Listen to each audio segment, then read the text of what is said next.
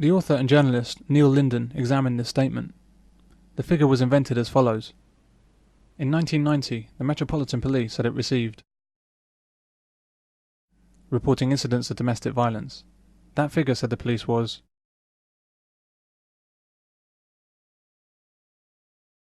they took figures from 2 poverty-stricken boroughs, and poverty is one of the major causes of domestic violence, and extrapolated those figures across the whole of London.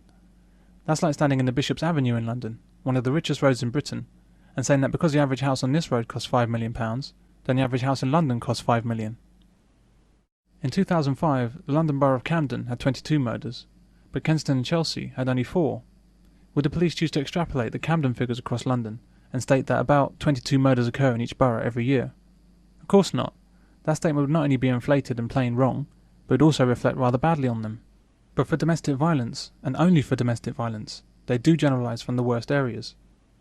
Of these 25,000 calls, how many would you guess involved the same individuals more than once? How many complaints were of the threat rather than the reality of violence? How many incidents are reported by men living with women? You'd have to guess the answers to these questions because the facts are hard to find. For instance, Scotland Yard acknowledges that if they're unquantifiable, why are the figures so frequently used in domestic violence campaigns as separate calls made by women against men?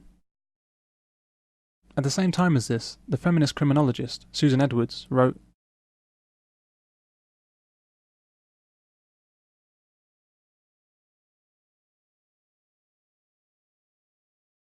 this woman had taken the police figure and more than doubled it. Sandra Hawley, director of the Chiswick Family Refuge and one of Britain's leading experts on domestic violence, went higher. She wrote,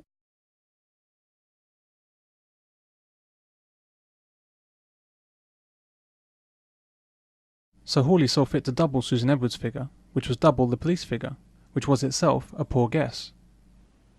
Rosalind Miles, bless her, then took Hawley's figure even further.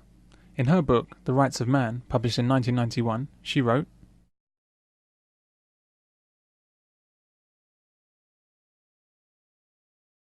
wow, so we've jumped, as if by magic, from about 25,000 phone calls per year to 100,000 women in hospital per year due to domestic violence. In London alone. That is some feat of Chinese whispers.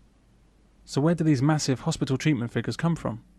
When Rosalind Miles was telephoned by Neil Linden to ask where she got the figure from, she said at first that she couldn't remember, and when she was asked to comment on the discrepancy between her figure and those from the Home Office, she terminated the interview because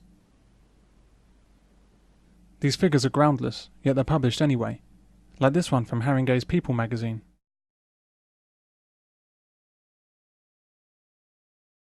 Excuse me? A massive mother killer. I looked at the mortality figures for the UK. The government tells us that 2 women a week are killed due to domestic violence, but 350 women a week die from pneumonia. If only 1% of these women are mothers, that's still 3 or 4 per week, and that's just pneumonia, let alone the hundreds of other conditions and diseases and accidents that account for 5,000 female deaths a week in the UK. This article is worse than wrong. It's a lie. I emailed the woman that wrote this article to ask her where she got this shocking information from, but she didn't reply. Her name's Deirdre Cregan, and she's a domestic violence coordinator for Haringey Council. There's no possible justification for a domestic violence coordinator in Haringey, or anywhere else for that matter. It's a position conjured from false statistics and has no actual value.